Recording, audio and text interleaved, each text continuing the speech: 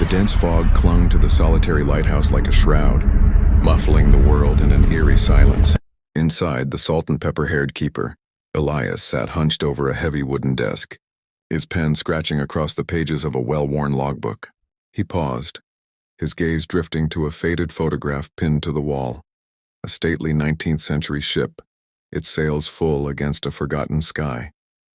A shadow of an old sorrow flickered in his eyes, a memory as persistent as the tide. Outside, the first rumbles of a storm began to stir, the wind whispering a prelude to its fury. The air grew heavy, charged with an unspoken anticipation, as the sea started to churn with a restless energy. The old lighthouse, a stoic guardian against the elements, braced itself for the coming tempest, its ancient stones humming with the rising wind. The lighthouse's powerful beam cut a brilliant swathe through the thickening fog, a blade of light sweeping across the tumultuous waves. For a moment, it illuminated nothing but the churning dark water. Then, as the beam swung back, it caught something impossible. A ghostly, three-masted ship, its form ancient and spectral, materialized from the dense mist as if woven from the fog itself. High in the crow's nest, a spectral lookout, a mere silhouette against the gloom, saw the light. Its head, skeletal and gaunt, snapped sharply toward the lighthouse. A single bony finger rose deliberately from its perch, pointing, alerting a captain long since lost to the sea. The silent alarm had been raised, a ghostly call to a spectral duty. A collective, silent will seemed to seize the phantom vessel. It turned with an unnatural grace, its ghostly sails catching a wind that did not exist, and set a course directly for the lighthouse perched atop the jagged cliffs. Elias, his blood running cold, saw the impossible ship approaching. A jolt of recognition, sharp and terrifying, propelled him into action. He scrambled to a large, sea-worn chest in the corner of the room. Throwing the heavy lid open, his hands, trembling slightly, pulled out a dusty, leather-bound book, its pages brittle with age. He frantically flipped through the manuscript, his fingers tracing over arcane symbols and faded ink until he found it. A detailed drawing of the very same ship. Beneath it, a name was inscribed in elegant, spidery script. The Silent Marauder. An inscription noted its fate, sank on this very night 100 years ago. As the spectral ship drew ever closer, the lighthouse lamp, his only beacon, began to flicker and dim, its light faltering as if smothered by the ghostly presence. Elias didn't hesitate. He bolted from the room, taking the winding stairs two at a time, racing towards the lamp room at the pinnacle of the tower. At the apex of the lighthouse, Elias battled to keep the great lamp alive, its mechanism groaning in protest as the light sputtered, threatening to die completely.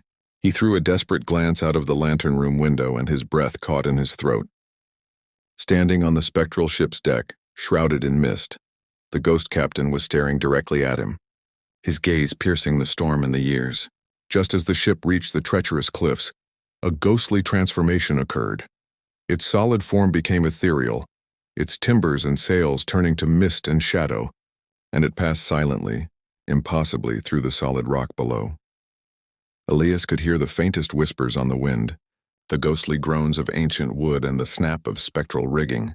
The ship emerged on the other side of the promontory, coming to a halt in the churning water. In the profound silence that followed, the ghost captain raised a hand, not in threat but in a slow, solemn salute. A wave of understanding washed over Elias, quelling the fear in his heart. The spectral crew was not a harbinger of doom but a memory, trapped in a timeless loop, forever reenacting its final tragic voyage.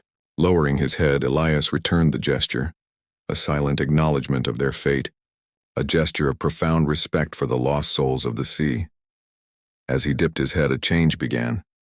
The ghostly form of the silent marauder started to dissolve, its sharp lines softening and bleeding back into the dense fog from which it had emerged. The faint whispers faded into the howl of the wind, leaving only the sound of the sea. At that exact moment, the lighthouse lamp, without any touch from Elias, flared back to life, its beam burning stronger and steadier than before, a resilient guardian once more. The storm had broken as quickly as it had arrived, leaving behind a sky wiped clean and a sea that had settled into a gentle, rhythmic swell. The fog had lifted, revealing a calm, empty expanse of water stretching to the horizon. Elias descended the stairs, his steps slow and deliberate. He returned to his desk and the open logbook. Picking up his pen, he dipped it in ink and, with a steady hand, wrote a new entry below the last. The Silent Marauder, he wrote, has completed its voyage. He carefully closed the heavy cover of the logbook, a look of quiet peace settling upon his weathered features. The watch was over for him and for them.